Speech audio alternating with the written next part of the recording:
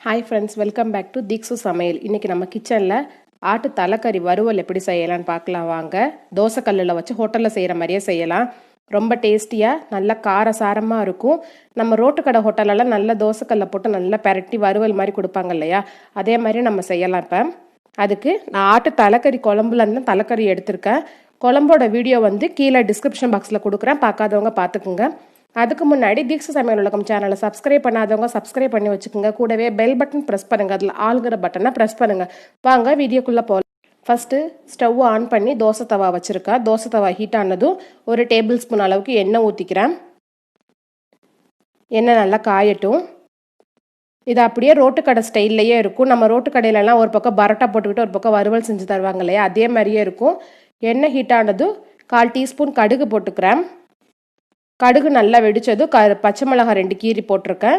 ஒரு பெரிய வெங்காயம் நீல வாக்கில் கட் பண்ணியிருக்கேன். ஒரு சின்ன தக்காளி மீன்ஸ் அரை தக்காளி தான், 4-5 ஸ்லைஸ் வர மாதிரி தான் போட்டிருக்கேன். தக்காளி நிறையா போட்டால் காரம் இருக்காது. இதனால நம்ம காரசாரமாக ஹோட்டல் ஸ்டைலில் செய்ய போகிறதுனால நான் தக்காளி கம்மியாக போட்டிருக்கேன். போட்டு நல்லா வதக்கிக்கலாம். வெங்காயம் நல்லா நிற மாதிரி வரணும்.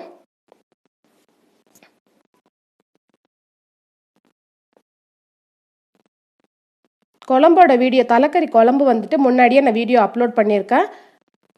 பார்க்காதவங்களுக்காக கீழே டிஸ்கிரிப்ஷன் பாக்ஸில் லிங்க் கொடுக்குறேன், பார்க்காதவங்க பார்த்துக்குங்க.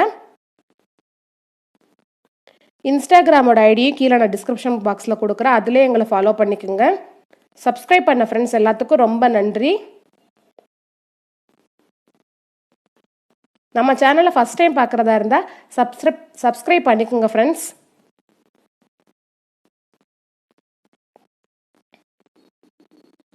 சரி, வீடியோ ஃபுல்லாக பார்த்துட்டு வீடியோ பிடிச்சிருந்தா லைக் கொடுங்க. பாருங்கள், வெங்காயம் நல்லா வதங்கணும். அப்போ தான் அந்த வெங்காயத்தோட கலர்லாம் மாறி வறுவலுக்கு நல்ல கலர் கொடுக்கும். இப்போ ஒரு டீஸ்பூன் அளவுக்கு இஞ்சி பூண்டு பேஸ்ட் போட்டுக்கலாம்.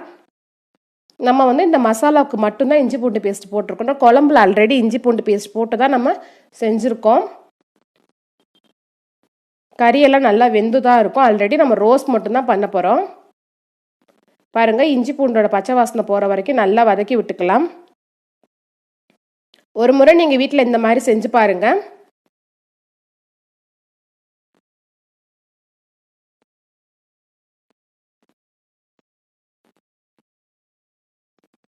பாருங்க, வெங்காயம் தக்காளி பச்சை மிளகாய் எல்லாம் வதங்கிருச்சு.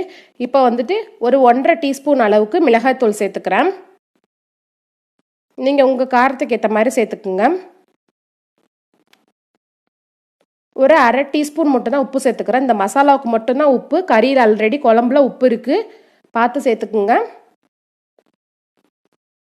இதை நல்லா வதக்கி விட்டுக்கலாம். அந்த எண்ணெயிலேயே மிளகாத்தூள் அந்த எண்ணெயிலேயே வதக்குறப்ப நல்ல ரிச்சான ரெட் கலர் லுக்கு கொடுக்கும் நம்மளுக்கு. நீங்கள் இந்த சமயத்தில் உங்கள்கிட்ட காஷ்மீர் சில்லி பவுடர் இருந்தால் அதை கூட ஒரு 1/2 டீஸ்பூன் போட்டுக்கலாம், இன்னும் நல்லா கலர் கொடுக்கும். இப்போ நம்ம குழம்புலேருந்து எடுத்து வச்சுருக்க ஒரு பிளேட் கறியை நான் இதில் போட்டுக்கிறேன். போட்டு நல்லா பெரட்டி விட்டுக்கலாம். அந்த மசாலா கூட நல்லா சுருண்டு வரும் நம்மளுக்கு இந்த தலக்கறி வறுவல். தலக்கறி சுக்கா எப்படி வேணால் நம்ம சொல்லிக்கலாம். இதை எங்கள் வீட்டில் இது எல்லாத்துக்கும் பிடிச்சிருந்தது. நீங்களும் செஞ்சு பார்த்துட்டு உங்கள் வீட்டில் எல்லாத்துக்கும் பிடிச்சிருந்ததா இல்லையான்னு சொல்லி கமெண்ட் பாக்ஸில் ஷேர் பண்ணுங்க.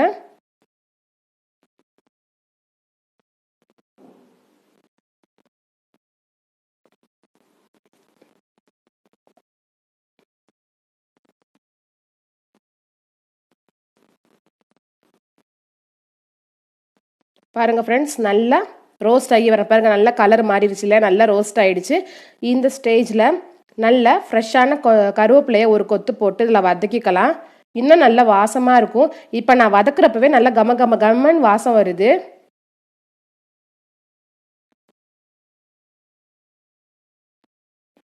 நல்ல செம்மையான நம்மளோட தலக்கறி வறுவல் ரெடி ஆயிடுச்சு.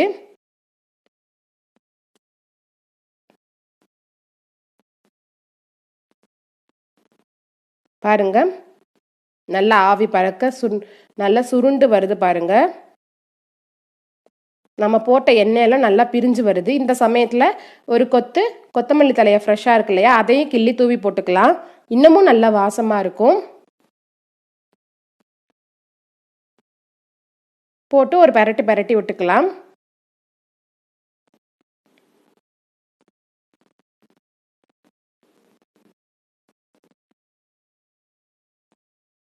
பாருங்க, ஆல்மோஸ்ட் நம்மளோட தலைக்கறி ரெடி ஆயிடுச்சு. நல்ல கலர்ஃபுல்லாக இருக்கு பாருங்க.